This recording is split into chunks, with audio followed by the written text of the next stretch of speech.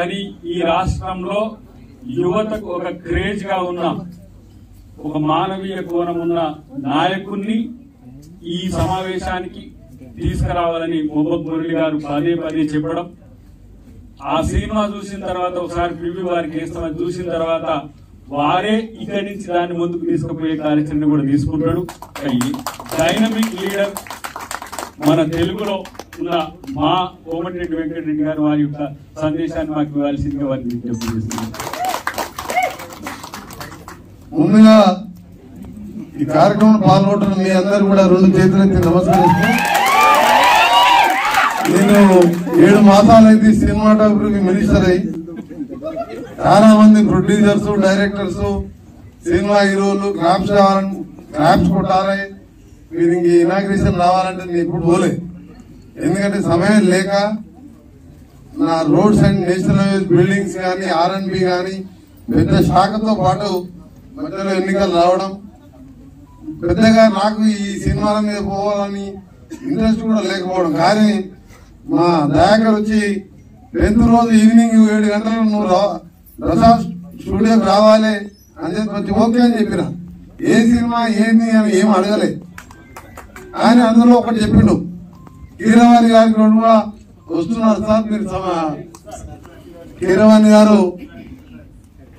గారు వస్తున్నారు. మనం తెలంగాణ గీతమే కాదు మన దేశానికే ఆస్కార్ అవార్డు తొలిసారి చెప్పించారంటే నాకు ఆయన అంటే చాలా ఇష్టం అని చెప్పి నేను ఆయన పేరు చెప్పిండు. దయాకర్ అడగంగానే ఒప్పుకొని రావడం. ఈరోజు మురళి గారు ఒక మంచి చిత్రం, దాని స్టోరీ నాకు దయాకర్ చెప్పింది కానీ నేను బయట చెప్పకూడదు చెప్పింది. కానీ వారికి అలాగే మా సుమన్ గారు, నేను యూత్ కాంగ్రెస్ ఉన్నప్పుడు నల్గొండకు తీసుకొచ్చినప్పుడు ఓ జిమ్ ఓపెనింగ్, ఇంకా అప్పటికి ఎమ్మెల్యే కాలేదు. తర్వాత 6 సార్లు ఎమ్మెల్యేగా, ఎంపీగా 6 సార్లు గెలిచాను. తర్వాత మా గురువు గారి బిడ్డ మా చెల్లె వెన్నెలకు, అలాగే మన వెల్లయ్య నాయక్ గారు, మూల వెంకరెడ్డి గారికి, ఇంకా మన సుమిత్ర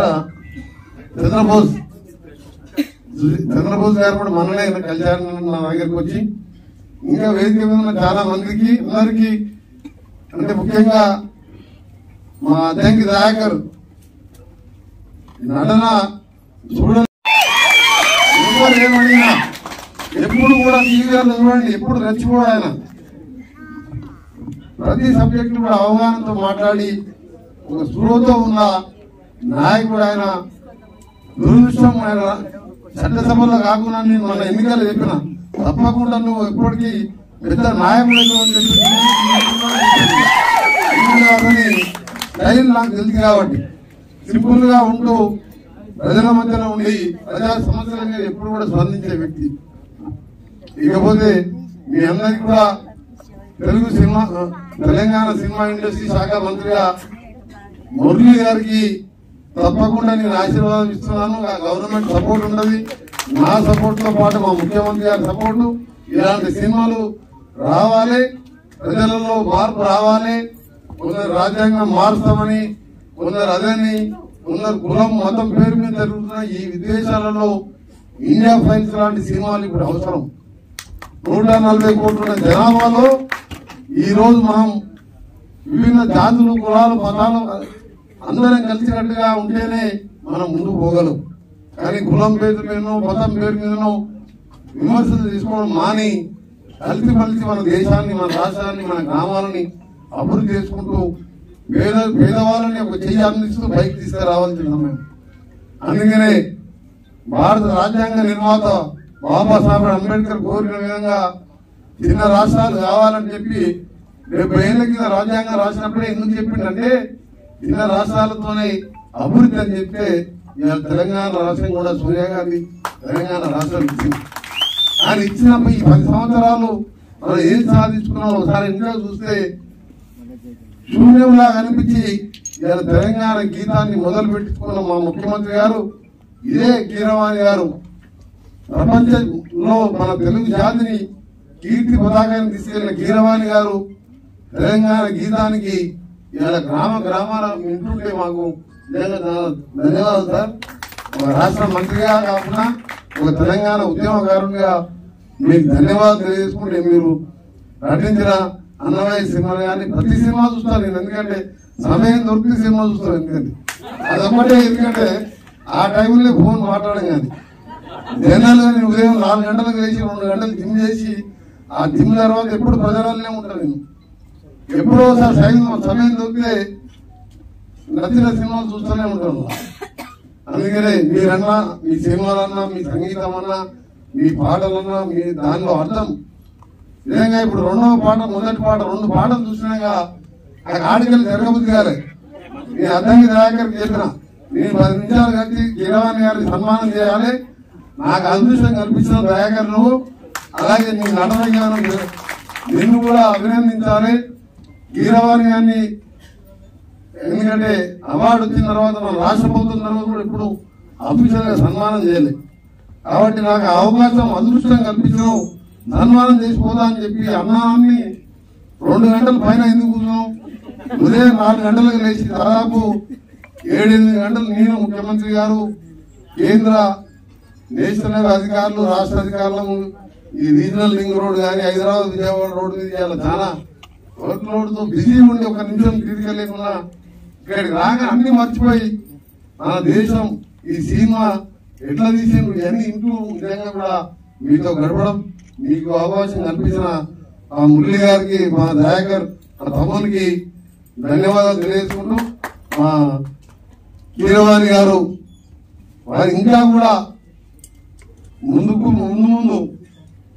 మన మన తెలుగు జాతిని పైకి తీసుకొచ్చే విధంగా ఇంకా కూడా ముందుకు పోవాలని, వారికి నిండా 100 ఏళ్ళు ఆరోగ్యంగా ఉండాలని భగవంతుని ప్రార్థిస్తూ, ఎందుకంటే అలాంటి వ్యక్తి మన తెలుగు గడ్డపై పుట్టడం నిజంగా తెలుగు వారందరూ కూడా గర్వించదగిన విషయం. అలాగే రాహుల్ ఇప్పుడే మనకు ఒక మంచి యువ సింగర్ గా ఇంత క్రేజ్గా ఆయన పాటలన్నీ రోజు ఇంట్లో ఉంటాం కార్లకు. మీ అందరికి కూడా ఇక్కడ పాల్గొంటున్న మీ అందరికి కూడా మరొకసారి మంచి పెద్ద మీటింగ్ అయినా ఇంత సాటిస్ఫాక్షన్ ఉండదు, కానీ ఇలాంటి మీటింగ్ లో ఇంత మంచి కలుసుకోవడం చాలా సంతోషం. మీకు సంబంధించిన సినిమా రిలీజ్ అప్పుడు కానీ ఇంకా ఏ సహకారం కావాలన్నా మీరు డెఫినెట్ గా ఎప్పుడన్నా రావచ్చు. మీ నాయకర్ గారు ఫోన్ చేసిన దాని నాకు ఫోన్ చేసిన మీకు థియేటర్లు ఇప్పించే సినిమా, చిన్న థియేటర్లు అంటే సినిమాలు తీయరు, ఇవన్నీ మీకు తెలుసు. కాబట్టి అదే మినిస్టర్ గా నేను చెప్పి మీకు అన్ని విధాల అండగా ఉంటాను. ఇలాంటి సినిమాలు సమాజానికి అవసరం. నాయకులలో మార్పు రావాలి, పాలకుల్లో మార్పు రావాలంటే ఇలాంటి సినిమాలు రావాలి. కాబట్టి తప్పకుండా మా ప్రభుత్వం నాయకుల సహకారం ఉంటుంది తెలియజేసుకుంటూ, మా వెన్నెల ఆడుతుంటే మాకు గద్దరన్న జ్ఞాపకం వస్తున్నాం. గద్దరన్న నన్ను రేవంత్ రెడ్డి గారు మన్మోహన్ బర్త్డే కలిసానన్నా 10 నిమిషాలు గుర్తుపెట్టుకున్నాడు, వదిలిపెట్టాడు. ఎక్కడ కలిసినా కానీ నేను ఎంపీగా నామినేషన్ చేసి చక్కగా వాళ్ళ గద్దరన్న ఇంటికి పోతే గద్దరన్న వదిన నన్ను వదిన లోపలి తీసుకుపోయి కూర్చోబెట్టుకొని అలా బెడ్రూమ్ లో కూర్చోబెట్టుకొని గంటలన్న మాట్లాడి నన్ను నువ్వు ఏ విధంగా ప్రయాణం చేయాలి అని చెప్తే, నువ్వు చేసే కార్యక్రమాలు చెప్పుకుంటామని చెప్తే, ఒక అంతకుముందు 5 సార్లు ఎమ్మెల్యే గెలిచిన వాళ్ళు ఎంపీగా ఆయన సలహాతో పోతే 1 పైసా ఖర్చు పెట్టకుండా 8 లక్షల ఓట్లు తీసుకొని ఇలా ఎంపీగా గెలిచింది.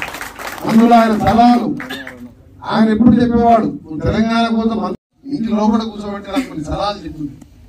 అందుకనే నేను కూడా నాది కూడా మీ సినిమా ఏ విధంగా దిశలో తప్పకుండా మీలాంటి వారికి నా పూర్తి సహకారం ఉన్నది. అందరికీ నమస్కారం. థ్యాంక్ యూ పెద్దన్న, అందరికీ మంచి స్ఫూర్తినిచ్చిండ్రు. అన్నిటికంటే ముఖ్యంగా వారు తెలంగాణ ఉద్యమకారునిగా చాలా త్యాగమే కాదు, అసలు అలాంటి ఒక పరిస్థితులు ఎవరు కూడా పార్టీని కూడా విడవని పరిస్థితుల్లో వారు బయటకు వచ్చి ఉద్యమాలు చేసిన వాళ్ళందరికీ సహకరించినందుకు వారికి ప్రత్యేక కృతజ్ఞతలు. కీరవాణి గారికి ఈ రోజు వారిది, కానీ మేమే ఎక్కువ తీసుకున్నట్టుగా కనిపించిన, ఎందుకంటే వారితో సాధించడం చాలా మంచి అనుభవం లైఫ్ లో. మళ్ళీ ఎప్పుడైనా నేను వారి గురించి చెప్పుకోవాల్సిన అవసరం ఉంది. కాబట్టి thank you very much sir. Rabindranath